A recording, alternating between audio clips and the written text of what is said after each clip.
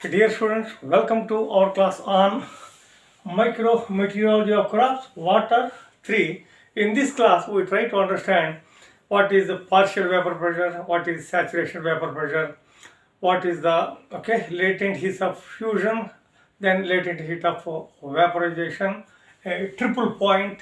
So these are the basics that an agrometeorologist shall understand as we advance from here in understanding the water. So here the precipitation is in the different forms, the liquid forms, rain, drizzle, shower, the solid forms, hail, snow, the mixed forms, sleet and glaze. So all these things are very important as far as agriculture meteorological studies are concerned.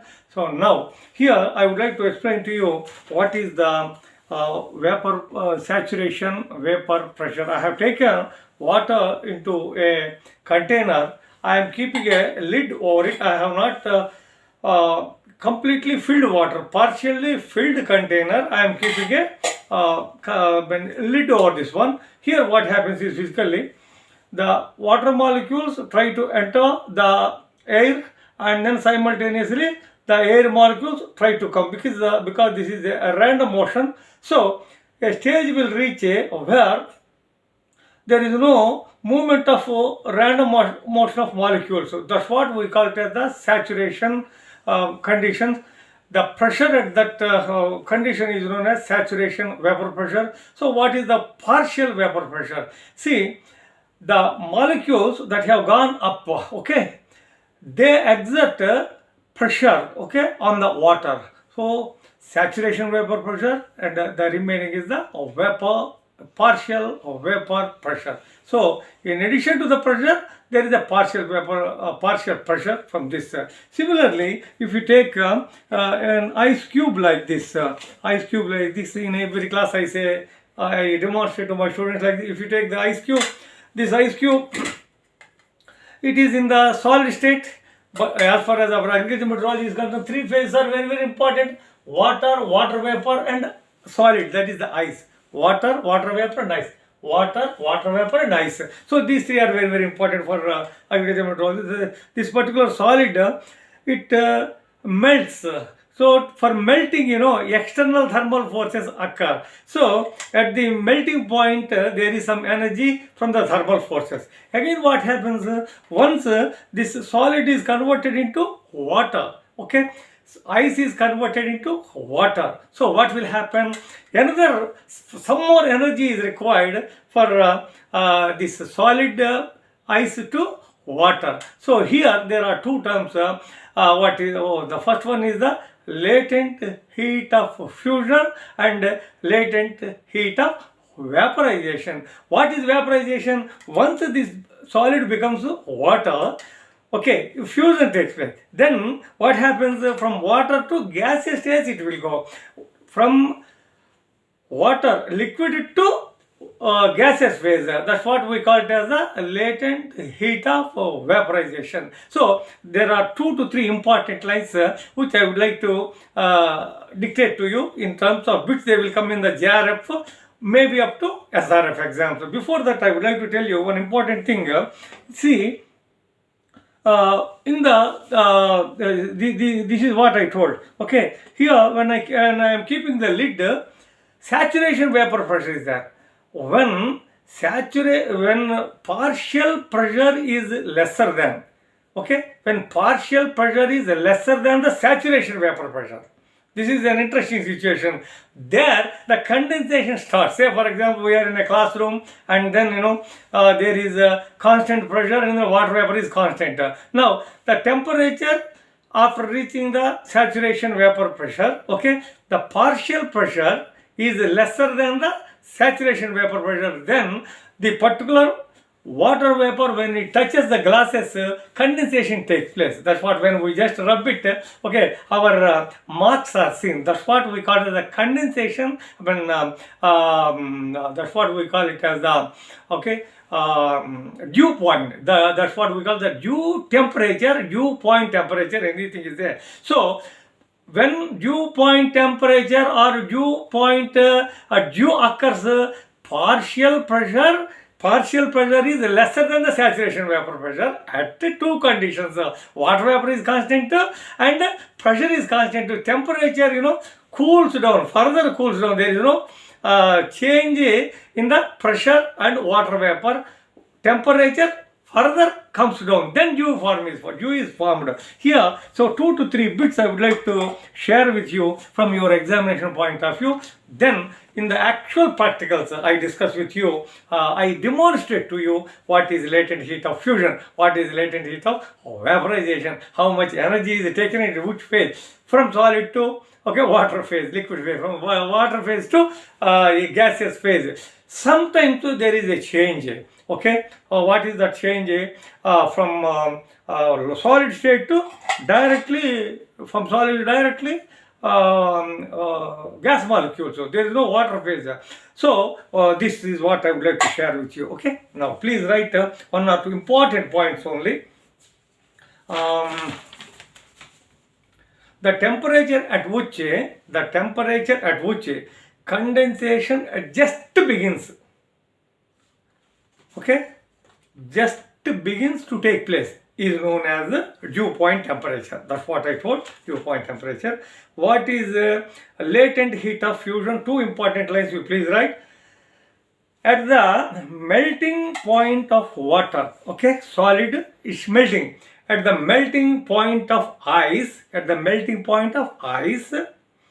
forces holding crystalline structure, this particular crystalline structure together will be in equilibrium with the forces arising from thermal motions. Again, once again I will read. At the melting point, this is the ice. This is slowly melting into water. So at the melting point, of ice, the forces holding the crystalline structure, of ice, together will be in equilibrium with the forces arising from the thermal forces. Next point you please write. Additional energy serves to break down the structure. Additional energy is received otherwise, to break the structure. What is the structure? And the solid changes into its liquid state. This is what? The solid is changing into the liquid. Additional forces, additional energy. That's what we call that. This additional thermal energy is known as latent heat of fusion. This bit will come 100%. This additional energy is known as latent heat of fusion. This I am going to explain to you after 2 minutes from now in the phase diagram of water. Phase changes diagram. Now another important point is something related to sublimation bit, 100% certain to appear in your JRF. That's it. Please write this line. The process of sublimation is the one where direct transition between solid and water. There is no question of solid to water. Go directly to molecules, gases, or gases without water to solid. Now this particular transition, this bit will come. This particular transition occurs. That's what I told 2 minutes back. This particular transition occurs from where? Solid to molecules, direct gas molecules, provided the partial pressure of the vapor is very low. The partial pressure is very low and less than saturation vapor pressure.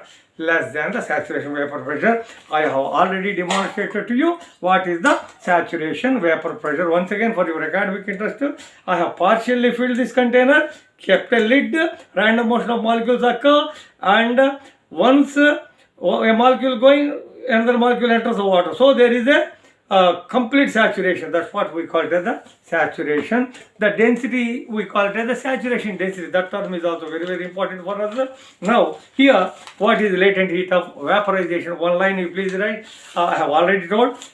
Solid had become water. Water will go to vapor. Gas molecules. Please write. The amount of heat energy required, to convert a unit mass of water,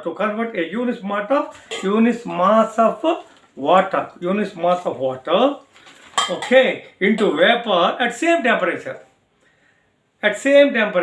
Is known as latent heat of vaporization. That's it. Now, so let us go quickly to what is the triple point. You know it. However, as I said, the rainfall, okay, we call in the micrometeorology water, I told several times. Here, very interesting thing, very important point is that rain or drizzle, okay, there are liquid forms, okay, rain or drizzle shower. There are solid forms, snow and hail.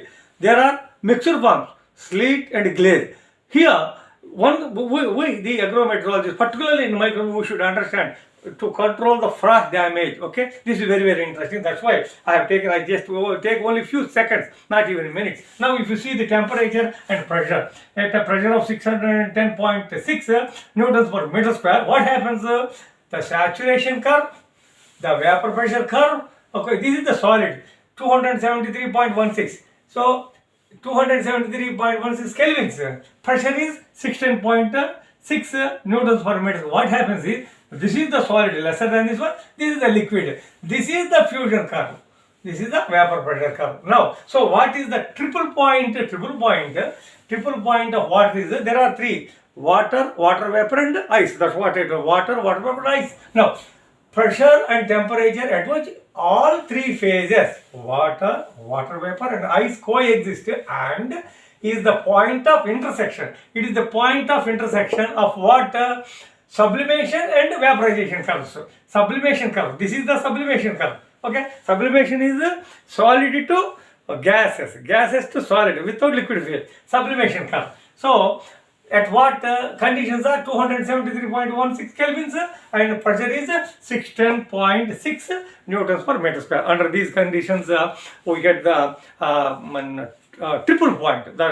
triple point of water. So, in the water, we should know it because, as I said, not only in controlling the frost damage, applications are innumerable. Okay, they're innumerable. We go on discussing in the fourth and fifth water. Now, here I would like to say to my beloved students that the different forms of humidity. Okay, different forms of humidity. There are first one, you can say that specific humidity, absolute humidity. This one, relative humidity. What is relative humidity? The amount of water, it is the ratio, percentage, the amount of water vapor present in the atmosphere to the amount of water vapor required for saturation, expressed in terms of percentage. What is specific humidity? So, grams of water vapor present in a kg of air. Absolute humidity, grams of water vapor present in the cubic meter or cubic feet. Okay. Now, what is the mixing ratio? It is related to dry air. Okay. The ratio between the amount of water vapor present in the atmosphere as compared to the dry air. Similarly, vapor pressure, saturation, vapor pressure deficit. That's why 5 minutes back I told what is the vapor pressure deficit? The difference between the saturation vapor pressure and actual vapor pressure. So, vapor pressure deficit. So, dew point we have already discussed. Pressure and water vapor constant, temperature cools down and condensation occurs. The temperature at which condensation occurs, while the temperature is falling, constant are two, pressure and water vapor. So, this is what we call as the dew point. So, saturation vapor pressure, actual vapor pressure, mixing ratio, relative humidity, this vapor pressure deficit, dew point. Why? Here, being a micrometeorologist, so we should understand in the crop how the water, please understand, innumerable times I told, 85% of the plant or even human beings is water. Okay, water is seen as a chemical by micrometeorologists. I am telling you, water is seen as a chemical. Okay, why? Because it takes the energy. Suppose the solid is there, by taking energy it is becoming water, liquid. So that energy, when we drink the water, we get some sort of energy. We feel it elated, we feel it relaxed. And again, as I said in the classroom, how dew point, dew is when it touches the saturation conditions occur first, and then partial vapor pressure, okay, saturation vapor pressure, the difference, and again glass is there. So dew point temperature, dew occurs, and then on our glasses, the marks of our hands also we see it there. Why I am telling is, certain crops takes dew directly, okay, for their growth and development. That we should study as agrometeorologists. The research on dew is extensive. Occurred precipitation, that's what I am going to cover in the next class of water. Here, finally, I would like to discuss with you very interesting thing after discussing what is vapor pressure, partial vapor pressure, saturation vapor pressure, what is fusion, okay, latent heat of fusion, okay, latent heat of vaporization, sublimation, because these are all the things that we are going to study in our applications.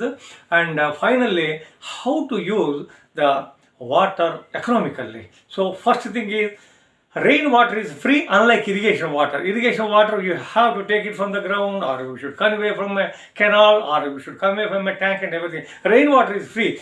Best use of rainwater is the first one. Second thing is, okay, you should store the water in certain surfaces on the soil. So from there, you can convey the water wherever your crop is required. The third one is allowing the water into the ground, so that whenever ground is saturated, okay, and water is stored, we can get it back. This is how we can improve the water use efficiencies. This is what I would like to share with you in this class. Thanking you very much for your very patient hearing.